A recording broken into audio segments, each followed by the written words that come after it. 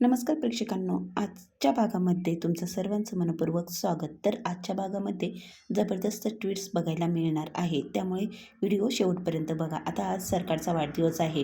आता काना म्हणतो की आज सखी मॅडम तुम्हाला माफी मागायची काहीच गरज नाही. आज यांच्यासाठी खूप मोठं गिफ्ट आता आणलेलं आहे. आता इथे सरकारला काय नेमकी कानाने गिफ्ट आणलेलं असतं, आता कानाबरोबर कोण आलेलं असतं, तर कानाबरोबर कोण असतं? सखी म्हणते, कान्हा तू हे काय बोलत आहे, मला काहीच कळत नाही आहे. तेव्हा कान्हा म्हणतो, सखी मॅडम तुम्हाला मी सगळं काही सांगतो. तेव्हा आता कान्हा जी स्टोरी असते की इथे तर कान्हा सांगत असतो की खऱ्या तेजस्विनीला मी आज इथे घेऊन आलेलो आहे. आणि आपण ज्या दिवशी तुम्ही बेशुद्ध झाला होता, हॉस्पिटलमध्ये चाललो होतो, त्यावेळेस आपल्या गाडीमध्ये एक बाई होती आणि ही त्यानंतर मी हॉस्पिटलमध्ये गेल्याच्यानंतर बघितलं तर ती बाई गायब झाली. त्यानंतर मी खूप शोधण्याचा प्रयत्न केला आणि मग तुम्ही जो शिरा बनवला होता सरकारच्या बड्डेला, तो मला मंदिरात द्यायचा होता, म्हणून मी मंदिरात गेलो आणि मग मंदिरात गेल्याच्यानंतर तिथे शिरा वाटत होतो. पण ती जी चादर होती, ती चादर माझ्याकडे होती आणि मग मी ती चादर तिथे ठेवली. तेव्हा मी देवाला खूप विनवणी केली, खरंच देवा, जर जी कोणी व्यक्ती असेल, जी कोणी ती बाई असेल, तिची ही चादर आहे, तर मला ती सापडू दे, असं कान्हा म्हणतो आणि तिथे मंदिरामध्ये शिरा वाटत असतो. आता मात्र येथे कान्हा सखीच्या आईला घेऊन आलेला असतो आणि मग जो प्रकार आहे तो मग कान्हा म्हणतो की तेजस्विनी आणि मनस्विनी ह्या दोघी सख्ख्याच जुळ्या बहिणी आहे आणि ही सखी मॅडम ही तुमची आई आहे. आणि त्यानंतर मी मंदिरात गेलो आणि मग मंदिरात साईबाबांच्या मंदिरामध्ये साईबाबांना खूप विनवणी केली, खरंच आज जी कोणती व्यक्ती आहे ना, ती आज मला इथे भेटू दे.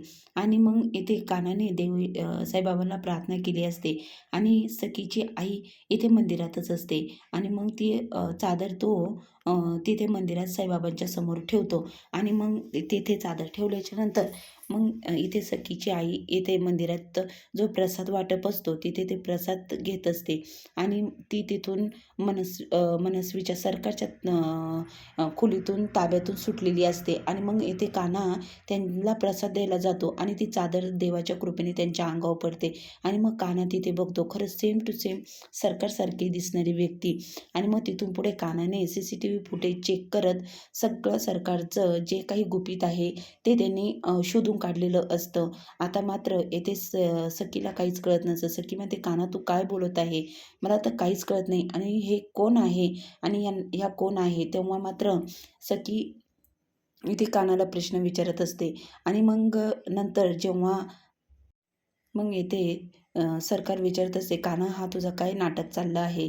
आणि मग सरकार म्हणतो, हे नाटक नाही, आत्ताच थोड्या वेळात तुम्हाला सगळं काही कळेल. मग सखी त्या बाईसमोर येऊन उभी राहते, कोण आहात तुम्ही. आणि मग सखी त्या बाईच्या तोंडावरची चादर बाजूला ओढते, सेम टू सेम तुम्ही माझ्या आईसारख्या दिसता आहात आणि हे कसं शक्य आहे. तर कान्हा म्हणतो, हो, ही सखी ह्याच तुमची आई आहे. तेव्हा आता इथे सरकार म्हणते की आता काहीतरी करायला हवं, नाही तर माझं गुपित यांना सगळ्यांना माहिती होईल. तेव्हा आता सरकार म्हणते, तू इथे कशी आणि इतक्या दिवस कुठे होते. तेव्हा मात्र येथे तेजस्विनी सगळा जो खरा प्रकार आहे तो सईला सांगत असते, सई बाळा, मीच खरी तुझी आई आहे.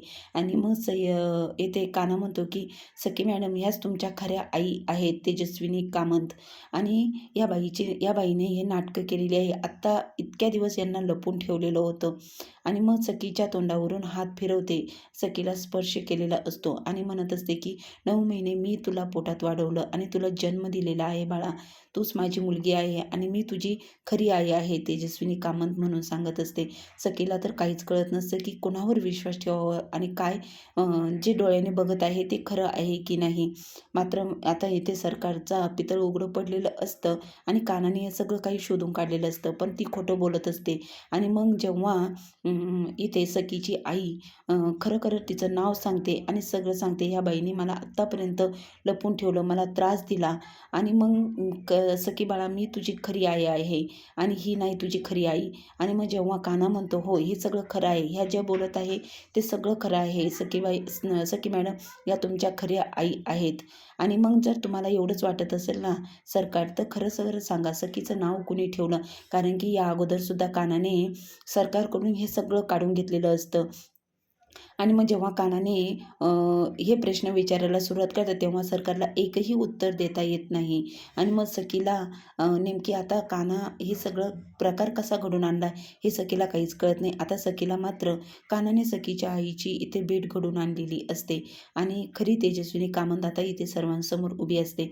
पण आता तेजस्विनी सगळं खरं खरं सांगत असते, हिने मला काय केलं आणि आम्ही दोघी सख्या जुळ्या बहिणी आहोत म्हणून, आणि हिने मला इतक्या दिवस लपून ठेवलं होतं आणि माझ्या नावाने ही या घरामध्ये वावरत होती.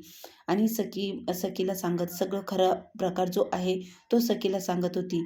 आणि मग म्हणत होती की कानाने मला शोधून काढलं आणि खरंच ह्या बाईने मला खूप त्रास दिलेला आहे. आता मात्र कान्हा आणि सरकार आणि तेजस्विनी आता पुढील भागामध्ये जबरदस्त ट्विट्स आहे. आता ही सरकार नेमकं काय करेल? आता सखी नेमका सरकारवर विश्वास ठेवेल की कानावर, का तिच्या आईला ती खरंच ओळखेल का? आणि सरकार परत काहीतरी पुन्हा काहीतरी नाटक करून हा सगळा कानाने घडून आणलेला डावपलटी मारेल का? पुढील भागामध्ये जबरदस्त ट्विट्स आहे, त्यामुळे चॅनलला लाईक सबस्क्राईब नक्की करा. आता मात्र कानाने सगळं काही शोधून काढलेलं असतं, त्यामुळे आता पुढील भाग बघायला विसरू नका. चॅनल लाईक करा.